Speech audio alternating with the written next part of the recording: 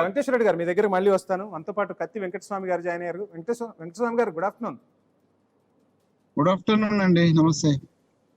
ఏంటి మొత్తంగా టీఎంసీలో చీలిక, ఆప్లో చీలిక, పూర్తి మెజార్టీతో అక్కడ ఇక్కడ లోక్సభలో రాజ్యసభలో ఇక మాకు ఎదురు లేదు తిరుగులేదు అన్నట్టుగా భారతీయ జనతా పార్టీ ప్రస్థానం స్టార్ట్ అవ్వబోతుంది. బిల్లుల ఆమోదానికి సంబంధించి కానీ రాజ్యాంగ సవరణకు సంబంధించి కానీ ఇక లైన్ క్లియర్ అయిపోయింది, రహదారి క్లియర్ అయిపోయింది అన్న టాక్ వినిపిస్తుంది. ఎలా చూస్తున్నారు? ముందుగా ప్యానెల్ ఉన్న పెద్దలకు, మీకు వీక్షకులందరికీ నమస్కారం. భారతీయ జనతా పార్టీ అక్రమంగా ఈ దేశంలో అధికారాన్ని నిలబెట్టుకోవాలనేటువంటి ప్రయత్నం కొనసాగించాలనే ప్రయత్నం చేస్తుంది. మీరు అరుణాచల్ ప్రదేశ్ దగ్గర నుంచి మొదలుకుంటే ఇప్పటిదాకా 9 రాష్ట్రాలల్లా ప్రజాస్వామ్యంగా ఎన్నికైనటువంటి ఈ ప్రభుత్వాలను కూలదోయడమా కొనేసుకోవడమా ఏదో చేసినారు. మీరు మహారాష్ట్ర ఒక పెద్ద ఎగ్జాంపుల్. మహారాష్ట్రలో అన్ని ప్రాంతీయ పార్టీలను చిన్నాభిన్నం చేసేసిండ్రు. వాళ్ళకి ఇప్పుడు అస్తిత్వం లేని పరిస్థితి ఏర్పడింది. అటు శరద్ పవార్ కావచ్చు, ఇటు ఉద్ధవ్ ఠాక్రే కావచ్చు, ఇటు ఏకనాథ్ కావచ్చు, ఇంకెవరైనా అంటే రాజ్ ఠాక్రే కావచ్చు, అందరి యొక్క అస్తిత్వం దెబ్బతిన్నది. అలా సేమ్ గేమ్ ను వాళ్ళ same game in west Bengal.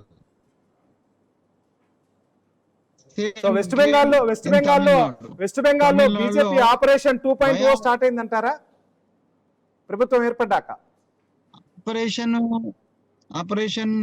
Operation లో అంటే ముందు మనం అధికారం రావాలా, దాని తర్వాత అక్కడ ఉన్నటువంటి ప్రతిపక్ష పక్షాలన్నింటినీ కూడా చిన్నాభిన్నం చేయాలా.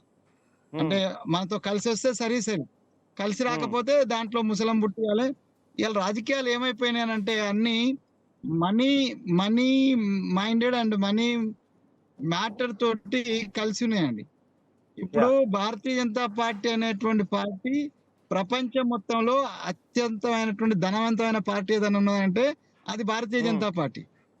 అది ఎంత ఎంత ఎంత పెద్ద ఇస్తానంటే, నేను నార్త్ ఈస్ట్ ఇండియా ఇన్ఛార్జ్ ఉన్న యాంకర్ గారు, నేను నార్త్ ఈస్ట్ ఇండియా ఇన్ఛార్జ్ గా ఉన్నా. వంశీ గారు, నేను నార్త్ ఈస్ట్ ఇండియా ఇన్ఛార్జ్ గా ఉన్నాను. అసలు ఈ ప్రపంచంలో భారతదేశ చరిత్రలో నాకున్న 30 సంవత్సరాల రాజకీయ అనుభవంలో నేను ఎప్పుడు చూడండి ఒక ప్రభుత్వాన్ని కొనుక్కపోవడం. ప్రభుత్వాన్ని కొనుక్కొని పోయినారు. అది అరుణాచల్ ప్రదేశ్ లో. అంటే ఏంటి మొత్తంగా భారతీయ జనతా పార్టీ బిజినెస్ చేస్తుందా, రాజకీయం చేస్తుందా? నాకు ఇంకో ఎగ్జాంపుల్ చెప్తున్నా. త్రిపుర సార్, త్రిపురలో ఇప్పుడు ఉన్నటువంటి త్రిపుర వాళ్ళ భారతీయ జనతా పార్టీ ఎమ్మెల్యేలు కానీ, వాళ్ళ ప్రభుత్వంలో ఉన్నటువంటి మంత్రులు కానీ 90% కాంగ్రెస్ వాళ్ళు. 90%. 10 లక్షలు చూడడానికి 10 కోట్లు ఇస్తానంటే ఎవడాగుతాడు సార్ ఈ దేశంలో? మనీ చుట్టే ధనం మూలం ఇదం జగత్ అన్నారు. ఇలా Bharatiya Janata party business politics చేస్తుంది, పొలిటికల్ బిజినెస్ చేస్తుంది. మొత్తంగా పూరి జగన్నాథ్ మహేష్ బాబు సినిమాలో చూసినట్టు ఎంత కావాలో అంత హెలికాప్టర్లు గాల్లోకి లేస్తాయి, కొనేసేయటం అంటారా? Vamsi, you have taken a good example and that is only the criteria today. ఎవరైనా కొనవచ్చు, ఏమైనా చేయొచ్చు. ఎవరైనా కొనలేక ఒకవేళ అంటే ఈ వీళ్ళ మనీ మ్యాటర్స్ లో ఇన్వాల్వ్ కాకుండా ఎవరన్నా నిలబడి ఉంటే వాళ్ళని క్యారెక్టర్ అసాసినేషన్ చేస్తారు. అది వాళ్ళ పార్టీ లోపల ఉన్న వాళ్ళైనా పర్వాలేదు, బయట ఉన్న వాళ్ళ పర్వాలేదు. ఇంకొక ఆయుధం క్యారెక్టర్ అసాసినేషన్ అనేటువంటిది ఇంకొక ఆయుధం. ఇదే మీరు ఒక్కసారి తీసుకోండి. సువేందు అధికారి గురించి మోడీ గారు ఏం మాట్లాడినారు, ఆయన ఏం సైకిల్ చేసుకుంటూ మాట్లాడినారు, జేబులో పెట్టుకోవడము, ఇదంతా ఎంత నిర్లజ్జగా ఇయ్యాలా. ఏ వ్యక్తి మీదనైతే ఆరోపణలు చేసిందో అతన్నే అలాయ్ బలాయ్ తీసుకొని ముఖ్యమంత్రి చేయడం అంతకన్నా సిగ్గుమాలిన చర్య ఇంకేముంటదండి ఈ దేశంలో? ఒక చిన్న సబ్మిషన్ వెంకటేశ్వర రెడ్డి గారి నుంచి, ఒక చిన్న సబ్మిషన్. వెంకటేశ్వర రెడ్డి గారు, ఏంటి భారతీయ జనతా పార్టీలోకి మా అభివృద్ధిని చూసి, మా సంక్షేమాన్ని చూసి, మా ముందు చూపుని చూసి వస్తున్నారని మీరు చెప్తూ ఉంటే, అభివృద్ధి కాదు, సంక్షేమం కాదు, ముందు చూపు కాదు, మొత్తంగా డబ్బులతో భారతీయ జనతా పార్టీ రాజకీయం చేస్తుంది. దేశంలోనే కాదు ప్రపంచంలోనే అత్యంత ధనిక పార్టీ భారతీయ జనతా పార్టీ. ఆ డబ్బును ఎమ్మెల్యేలను ఎంపీలను కొనటానికి వెచ్చిస్తున్నారు. రాజకీయం చేయట్లేదు, బిజినెస్ చేస్తుంది అనేది మీపై వినిపిస్తున్న ప్రధాన విమర్శ. ఏం ఆన్సర్ చేస్తారు?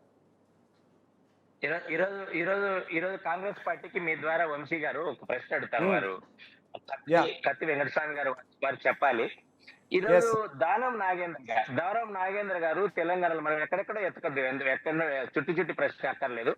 దానం నాగేంద్ర గారు బిఆర్ఎస్ పార్టీ నుంచి ఎన్నికైన ఎమ్మెల్యే, సికింద్రాబాద్ లో కాంగ్రెస్ అభ్యర్థిగా బీఫామ్ ఇచ్చారు. ఇది ప్రజాస్వామ్యము, ఇది ఎమ్మెల్యేలను మీరు ఎన్ని కోట్లు ఇచ్చారు. ఇదే రేవంత్ రెడ్డి గారు ఓటుకు నోటు కేసులో రెడ్డి హ్యాండెడ్ గా వీడియోలకు దొరికి తెలుగుదేశం పార్టీలో ఉండి మీ పార్టీలో చేరి మీరు ఎంత డబ్బులు ఇచ్చారు?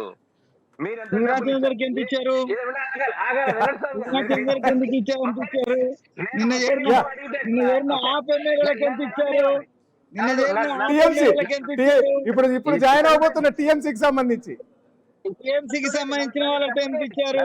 నన్ను చెప్పనియండి, నేను చెప్తాను. వెంకటస్వామి గారు మీకు సమయం ఇస్తాను.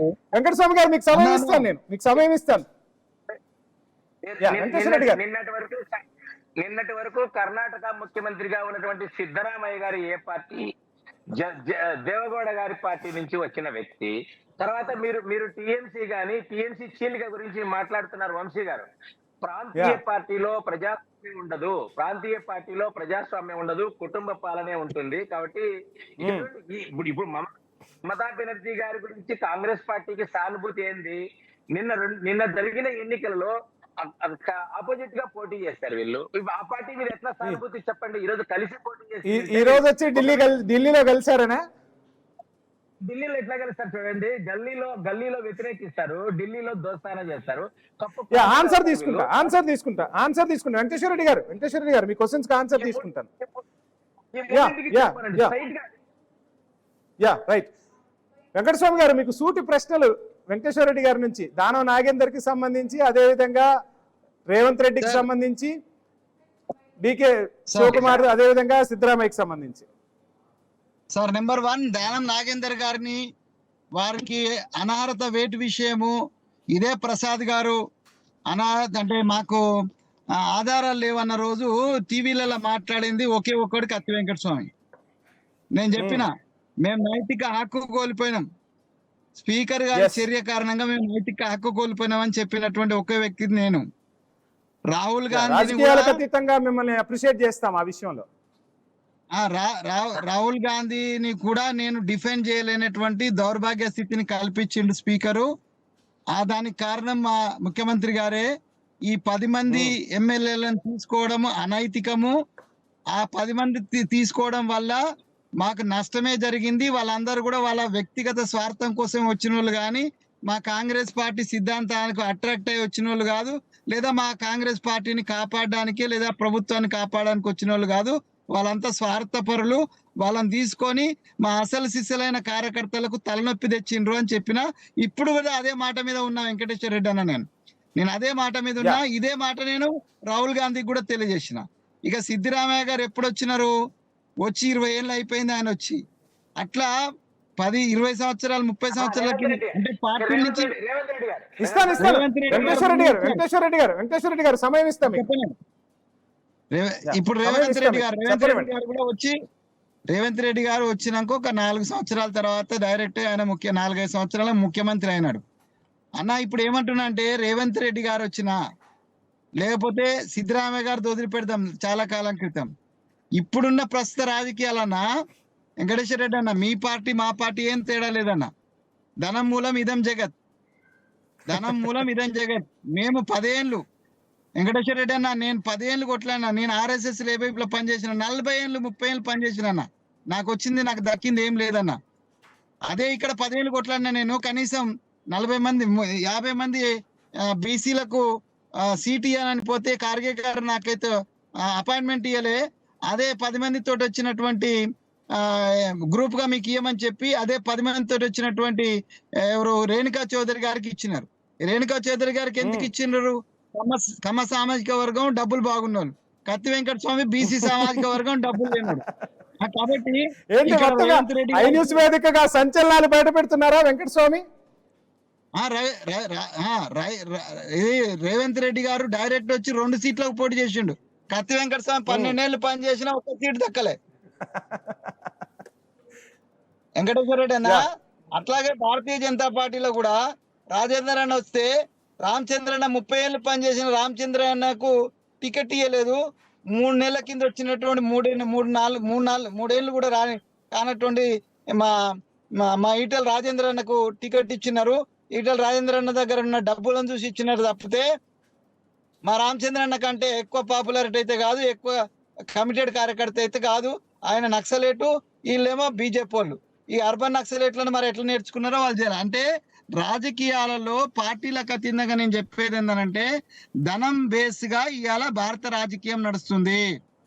ఆ ధనం బేస్ తోటే పార్టీలను చీల్చడం అయినా, కలపడం అయినా, ఎమ్మెల్యేలు పోవడం అయినా, అమ్ముకోవడం అయినా అన్ని దాని మీదనే నడుస్తున్నాయి. ధనం మూలం ఇదం జగత్ అని ఎప్పుడు ఎవరు పెద్దలు ఎవరు చెప్పిండ్రో కానీ అది అక్షరాల నిజమైపోయింది.